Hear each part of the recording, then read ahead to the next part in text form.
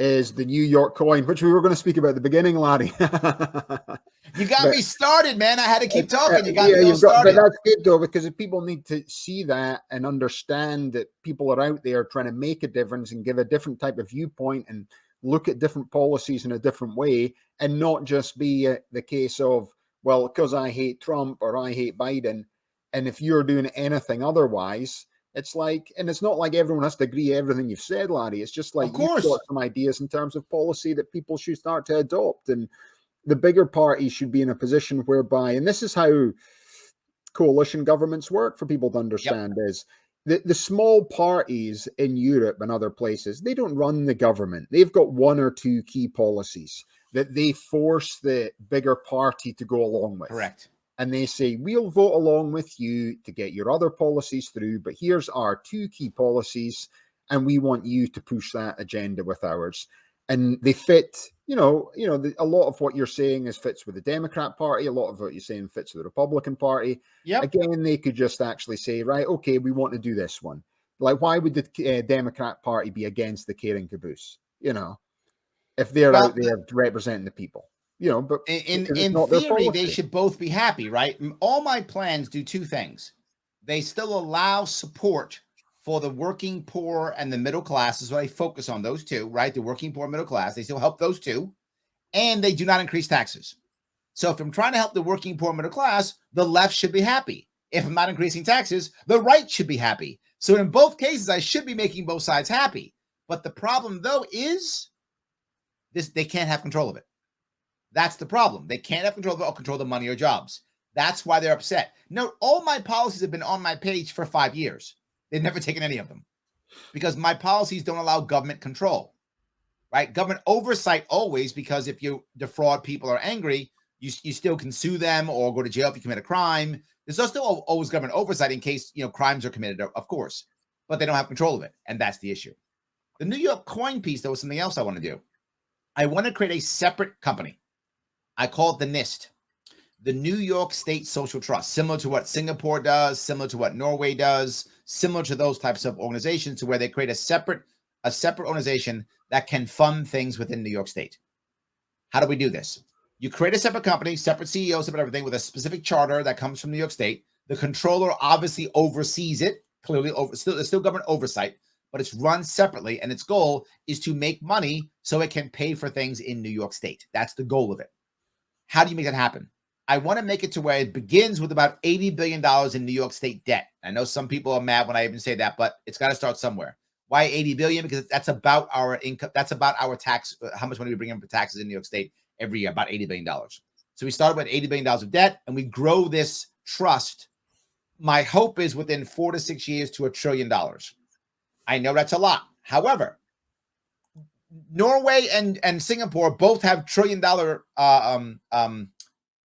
trusts, and both of them are 5 million people and less. We have 18 million people in New York State, and we're the financial capital of America. If we can't do that, shame on us. We should be able to move it to $1 trillion within 4 to 6 years. If we can do that, the way it works is it's not debt. It begins with debt in New York State, but anyone who invests in it, they invest in it, and they basically get almost like a share, which is basically my coin, right? It is monetized via coins, and it's dividend. You can also get dividends from it if you want to, also dividends, and also monetized via coin. So it's not officially debt. You're basically buying into the trust. As you buy in, it makes more money, and the dividends basically based upon how much revenue New York State brings in. It's safe, but it's not high yield. What does that mean? There's a chunk, as you know, of permanent capital, whatever that chunk is, that loves very safe, low yield investments, right? Like the municipal bond types, right? Those types. Whoever wants those will come to us, right? They'll start coming to us. As we start making that money, we can, within the first 2 years, begin to pay for all school tax across New York State. When that begins to happen, we can eliminate school tax across New York State. Eliminating school tax means the average New Yorker's property tax will go down by about 50%. That happens immediately. Now we have a chance for rents to maybe stabilize because the pricing is going up as much. You also have an opportunity for people to stay here who are retiring in Florida versus retiring here. So you have a better chance of helping out the average New Yorker who's going to take that money that they were giving to New York State and instead spend it locally is what I hope, or at least spend it within New York State. So things will get better for the average New Yorker. Some of them won't leave. But on top of that, if the funding is coming directly from the NIST, now there are no strings attached from the federal government or from the state government. If that begins to happen, all of a sudden now local people have more control. We can get rid of some administrators, get teachers raises, put more money into the students. Everything gets better. But here's more important. The coin itself can be used if they want to. Again, in New York, if you want to, you can have, it is legal to have a state currency. That can happen. You cannot have a currency that crosses states sponsored by a state, because then that would be competing with the dollar, and that would be obviously a problem. That's counterfeiting. But no, if it's internally, there are states that have internal currencies. I think Utah has it. I think South Dakota, has it too. A couple of states have their own internal currency, and it's legal if it's internal. We can use this coin if we want to buy and sell things within New York State, creating another way of creating internal markets locally. So it can help tremendously in every way, shape, and form. All good. Happy to deal with that issue. Yeah. And I think for people thinking of like the Norwegian, is it the Norwegian Sovereign Fund? I think that's what they call it. So the Sovereign Wealth Fund. So therefore, they've got a separate fund. Now, obviously, it's a small population. They've sold a lot of oil. Correct. So this is allowed Norway to have the best standard of living in the world. Norway based upon oil. Saudi Arabia did it based upon oil, but Singapore did it based upon finance. So we would probably follow the Singapore model, or in theory, the Luxembourg model. In theory, Luxembourg also is similar. It's basically a bank surrounded by a city. So we might follow that model. So we'd follow the financial model, not the oil model, unless, to your earlier point, we're able, and it's another piece that we want to do, we want to build 3 nuclear power plants in the North Country of New York State. The advantage of this is there's no NIMBY issue. People there want power plants in there for the jobs. No one's going to fight them. And most of it's government land anyways. We can lease the land out, build 3 nuclear power plants, Gen 4 nuclear power plants, the safe nuclear power plants that we have now, the new Gen 4 ones. And one of those power plants could also sell nuclear energy, and then also fund the fund, right? The trust. So we could, in a way, copy the Norwegian model, but realistically, to build nuclear power plants in New York State, best case is 4 years. And that's assuming everything goes perfectly well. In reality, probably more like 6 years to get it built. Yeah. And, I speak about this Americoin concept that we were working with Kokesh and John McAfee, etc. And he originally was looking to replace the Federal Reserve with a cryptocurrency that would take away a lot of government money. For people that were watching that understand is, why did people like Bitcoin from the Libertarian Party is because you can buy a good from A to B. And when you pay for this service, whether it's this country or going abroad, you automatically miss out the government taxes, the sales taxes, the bank fees, the transaction fees, the international transaction fees.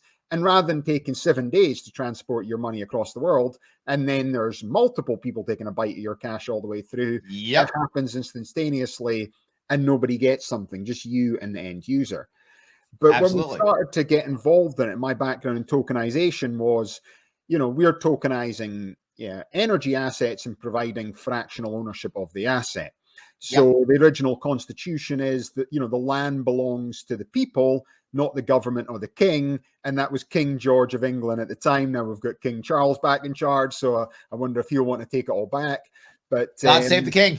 God save the king. Exactly. He wants all the land back, everybody, But if you think of and you think of America, we talk about the debt of the country and the national debt. But if you think of the government land in this country is currently owned 54% of the land.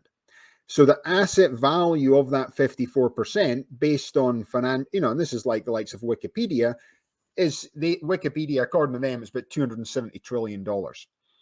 So the government actually owns $270 trillion worth of assets. Because on this land, there's all this gold, there's all this oil, there's all this timber, there's all these natural resources, there's all the land that we can make all the renewable energy, that all we need, if we could just give Elon Musk, I'll tell you what, we'll give you a 300-year lease on all this land, as long as you give everyone free electricity, he'd be great, he would do it. But they're not going to let him do that. So you're thinking it's a huge amount of money. And then the way the concept that we were trying to develop was that all the people through Social Security would have an ownership of this Americoin. So we would have fractional ownership of this Americoin. And as it produces money, so as the tokenized asset distributions is different from UBI, because UBI is universal basic income and it's an allowance from the government. So if we all got UBI of $1,000 and we pump all this money in, I think inflation is showing people right now that if we all got $1,000 UBI, I guarantee within 3 months that's worth $900. And you can see yourself when you're going into the stores right now. If it's a tokenized asset distributions, is as this massive token that we all own fractionally, not just the very few guys who are in with the government that own the land, basically, as it makes money, we all get distributions. And we get the distributions in the form of, it can convert it into cryptocurrency, US dollars, and you can do this. And as it makes money, and then people say, well, will it make money? You're not telling me that 54% of the land that owns all the natural resources won't make money and all the people get it by Social Security. And that was the bit we liked with Kokesh about it. And we argued back and forward because he goes, this sounds a little bit like UBI. I says, it's not UBI because it's like, if it doesn't make money, we don't get any distributions. But I guarantee 54% of the land, if we all own a fractional interest, so the richest guy, Bill Gates, he would own the same as the guy who's homeless on the street. And then the whole concept of taking this forward is that all these homeless people would now own an asset, a tiny fractional piece of this asset, a tiny fractional piece of the park, tiny fractional piece of all this land, tiny fractional piece of this gold. But as it makes distributions, now, will it make any difference to Bill Gates? No, he's a multi-billionaire. It doesn't make any difference. Will it make difference to this homeless person or this person that's poor or all these people that never owned an asset before? And then the thing is, I spoke to Ledger. Well, but there are some concerns here, right? The one thing is, if you do it this way, right?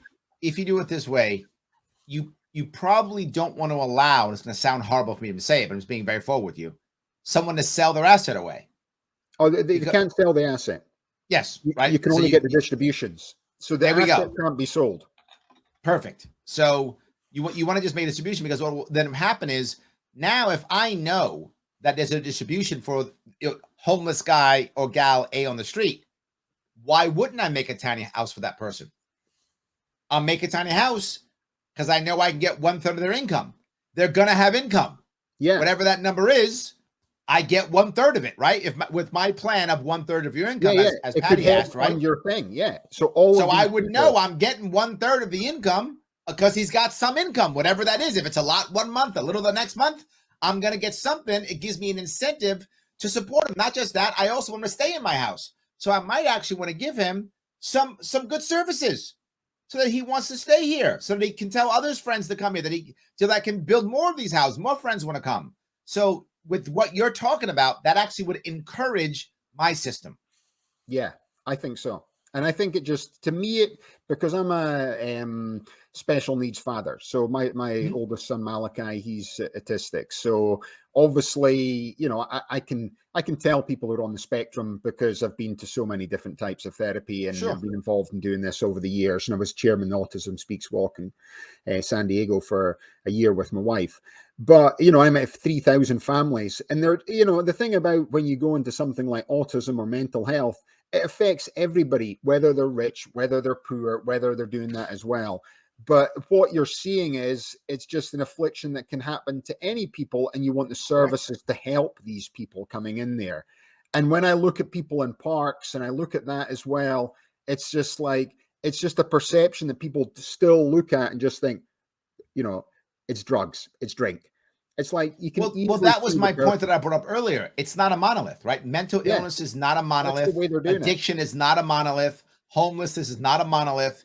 They're all different parts, right? And generally speaking, if you happen to be a family working poor homeless, you have the best chance of getting out because you have support structure within your family. You are working. Your people can handle bureaucracy. The odds of you getting out of homeless are much higher if you happen to be a working family versus someone who either has a mental illness problem or has addiction. Your odds of getting out are very slim. It's just not a model. And even if you have mental illness, even being on a spectrum, there's a huge gap in the spectrum. There's certain people on a spectrum who the question is, can they tie their shoe? And for someone else, it's, what job can they hold, and everything in between, right? My niece is on a spectrum, and it's very hard for her to communicate. She can, but it's difficult. Some people on the spectrum can't even communicate. Some communicate very clearly. That's the spectrum. Yeah, and then you think of the veterans as well, and the veteran Yep. charities as well. It's like there's over 50,000 veterans homeless on the street every night in America, and this is just increasing again. And again, that's the thing is like, and a lot of these people, it's because they've gone to war, they've got PTSD. Yep. That's what's caused the problem this person's dealing with right now. And I was in this First Five program I spoke about before. And it was one of the guys, he came and he was living under a bridge, basically about 5 miles from my house. And he'd been in the first Gulf War, and a bomb went off and he got a bit of shrapnel in his brain, basically. He was telling us a story. He can actually, he's legally allowed to access services, Larry, but you should have seen the forms that this guy brought in. That's my point. Yes. Like this, you've got to fill in these forms. It was like, so this guy's living under a bridge. He's fought for the country. He's had 2 tours of Iraq. I think it was the second one that went. It doesn't matter. He was 10 years there. He brought in these forms, and it was a Hispanic woman who was running the First Five program, and she had a disability herself with her arms. She could only use one of her arms. It was sort of, I can't remember the description of the disability, what it was. She wasn't able to use one. But she was about to take time out of her work to help fill in the form. And this is as a Mexican woman who's now a U.S. citizen from Tijuana, who's got a disability, that's basically filling in a form for a white guy that's gone and done the service in the country, got shrapnel in his brain. And if she didn't help him, no one else in the whole world's helping that guy. And it's like literally what I'm talking about, right? If you've got a family, right, and let's say I'm making this up, you got a mom, a dad, and 2 kids, and maybe the mom is out working, she's doing whatever off the books, maid work or something, right? That's what she's doing to try to make some kind of money, and the dad's out of work. Well, the dad can then take the time to fill out all the forms, right? He can do it at least. He's there. He can go through it, right? He can do it. But what happens to your point? If you're either have a mental illness, addiction, or just some guy who just is too much for you, you just can't do it. You're right. It's impossible. And I want to make it to where it's simple, to where it doesn't matter if you happen to be lucky enough to have someone who knows how to fill out forms or not, or you happen to have some lovely woman who wants to do it for you, right? That It doesn't matter, that anyone can go in and make it work.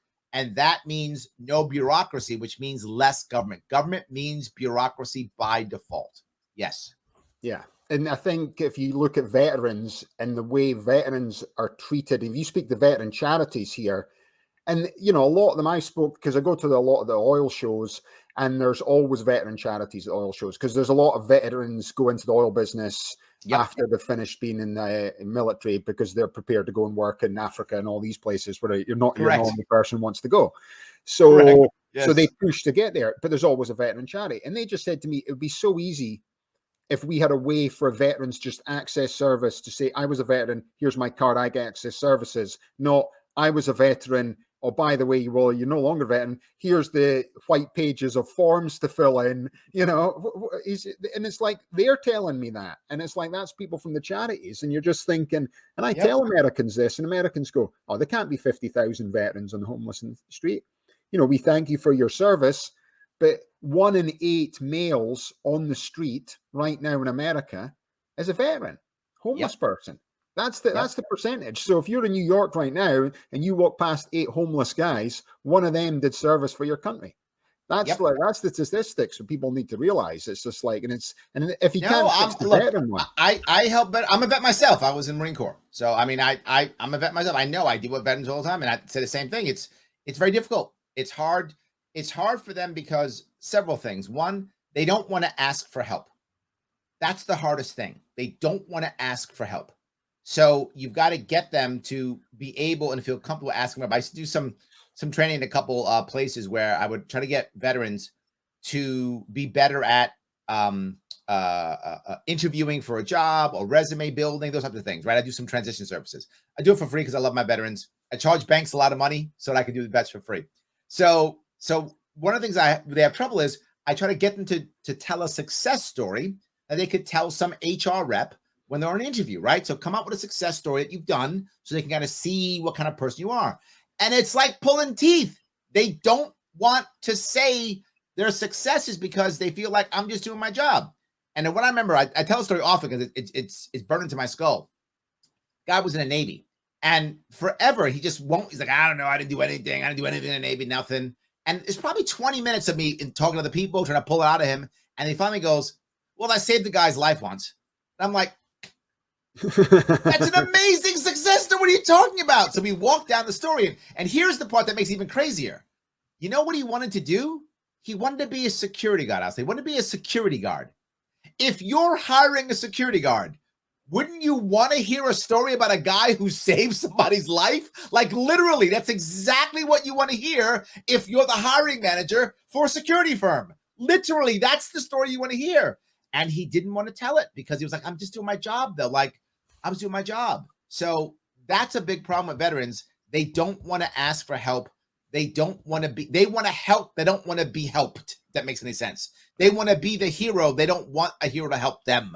And it's very challenging for them to be able to do that. It is very hard. I agree completely, which is why I like the idea of specialized housing, specialized programs. People, I'm a vet. They will listen to me. The amount of times I'm going to tell you, it's going to sound funny. I've ordered vets to do stuff, and I have no power over them whatsoever. None. They have no reason to listen to me. I'll say, no.